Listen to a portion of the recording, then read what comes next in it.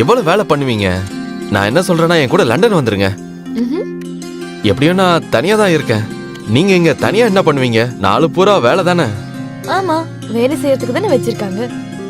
ஆனா எனக்கு அங்க வேலை செய்யறதுக்கு யாருமே இல்லையே. நீங்க என் கூட வருவீங்களா? நீங்க என்னென்னமோ பேசுறீங்க. இல்ல என்னென்னமோலாம் இல்ல, நான் உண்மையை தான் சொல்றேன். என் கூட வருவீங்களா? இல்ல இல்ல, இந்த காலத்துல யாரையுமே நம்ப முடியாது. நீங்க ஒரு வாட்டி என்ன நம்புங்க போதும். ஆனா எப்படியும் லண்டன்ல உங்களை மாதிரி ஒரு அழகான பொண்ணுங்களாம் ரொம்ப கம்மி.